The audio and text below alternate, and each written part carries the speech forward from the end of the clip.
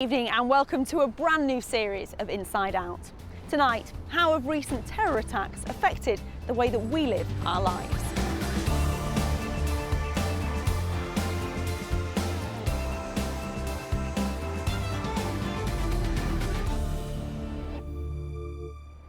Hello, I'm Keeley Donovan, and this week we're in the city of Leeds. Tonight, should terrorism change the way that we live our lives? We speak to a Bradford couple who were caught up in the Manchester Arena bombing.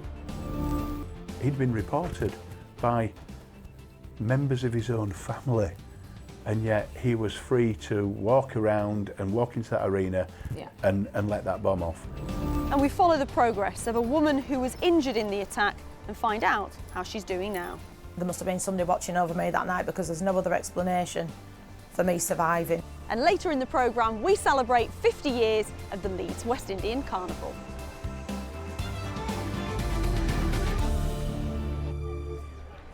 From London to Manchester, terrorism has left a trail of death and destruction in 2017. Yet somehow people still manage to carry on with their ordinary lives, defying the threat of violence. But BBC Inside Out has carried out a survey right across England to find out if people think that recent terror attacks affect the way that we live our lives. BBC correspondent Colin Patterson reports.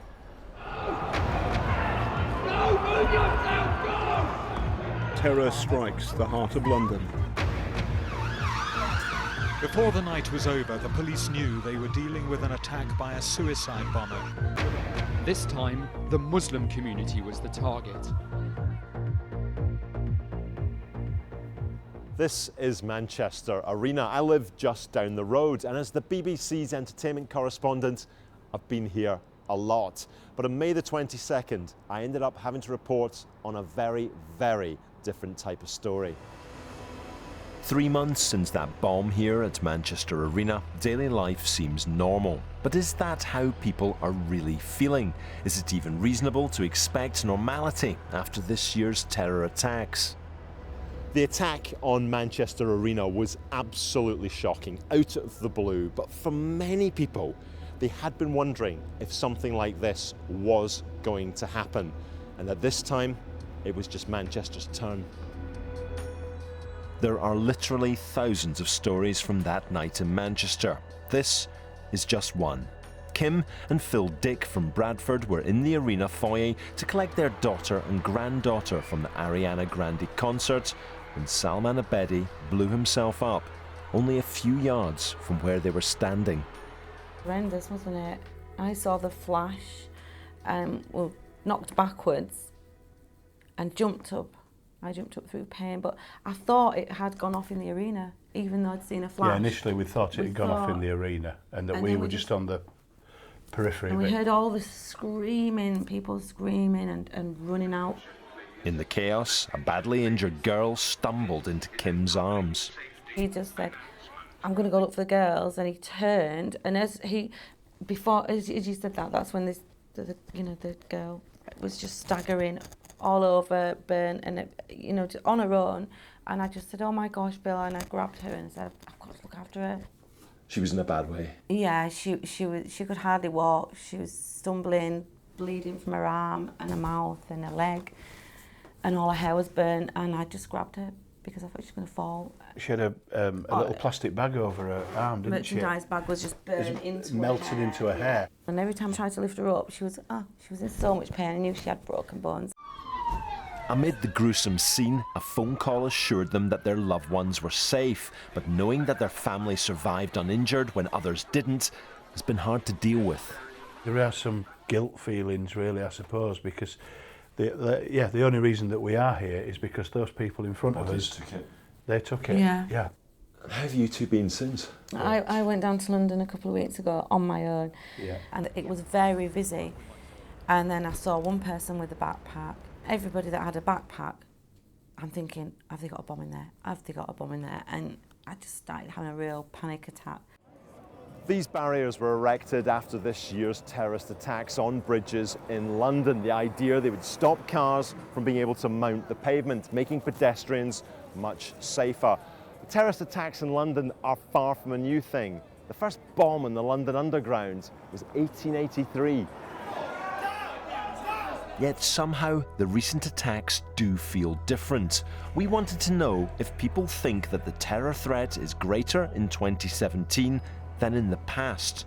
So Inside Out commissioned YouGov to carry out an opinion survey across England. People were asked if they think more terrorist attacks are likely. 90% of those surveyed across England believe there will be more attacks. We asked how people are feeling about using public transport or attending large events. In Yorkshire and Lincolnshire, 1 in 6 people said they're more worried about travelling on public transport. But a larger number, around 1 in 5, said they are less likely to attend an event at a concert hall or sports stadium. The answers to our poll suggest people believe the terrorism threat has grown, but a look at terrorism data shows a different picture. Between 2000 and 2015, terrorists killed 90 people in Britain, with 30 British citizens also killed in a terror attack in Tunisia in 2015. That's a horrible tally, but it's also much lower than during the period between 1985 and 1999, when over 1,000 people were murdered. So the number of people dying in terrorist attacks is actually going down, although that's of absolutely no comfort to the families of those who lost their lives this year. In London and Manchester, the aim was to provoke fear and division. Yet in the immediate aftermath, the response of the public was to emphasise unity rather than fear. But has this optimistic mood prevailed? Look around, there are thousands of tourists and these people do not look scared. So what have we found out? We asked people whether they feel safer or less safe in a public space than they did a year ago. In Yorkshire and Lincolnshire, more than 1 in 4 people feel less safe. But we also asked if people believe that they or a family member or close friend are likely to be killed or injured in a terror attack. Only 9% of people think they could be affected here in Yorkshire and Lincolnshire. I don't feel threatened in any way at all. What's going to happen is that some people, very unsuspecting, will feel it. After the attacks, I felt a lot safer with armed police around, but now they've disappeared again, which is nice. I think if you let it curb your behaviour, that's letting them win. We feel Britain's fairly safe, and I think those kind of things are isolated incidents. Sajda Mughal survived the 7/7 London Underground attacks of 2005. As a result of her experience, she started a charity that works to prevent radicalisation within the Muslim community.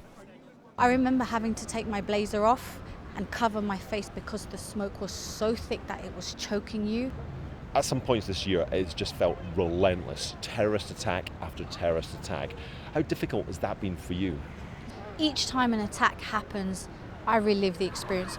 You watch the videos of what people have filmed and you see people running and the screams. It takes me right back to 7/7. When you heard the news this year of these attacks, Manchester Arena, is there part of you thinking, oh, please don't let it be a Muslim this time? I have to be honest and say yes. When Manchester happened and the other attacks happened, instantly in my mind I think that very same thought, please don't let it be a Muslim, because I know fully well in terms of what then happens after attacks, and what I'm talking about the backlash, particularly towards the Muslim community. But wherever the terrorist attacks originate, the question is, how can the authorities prevent them? We asked if security services should be given more powers to tackle terrorism, even if that means our individual privacy suffers. More than half of the people we surveyed across England agreed.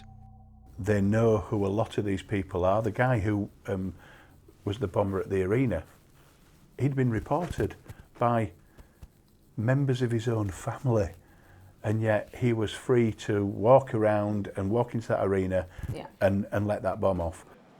Sajda Mughal, however, believes giving extra powers to the state isn't the most effective way to stop terror attacks. The police play a part in this. To defeat this, we need to have that bottom-up approach. What we need to understand is that those who are being radicalised are being brainwashed. And so we need to change those hearts and we need to change those minds. I would not put the reliance on the police solely to defeat terrorism, because that ultimately is not going to change hearts and minds. I tell you what, from my perspective, if half a dozen innocent people are locked up, and as a result of that and other related activities, one innocent child's life is saved, then I think that's a price that we've got to be prepared to pay as a society.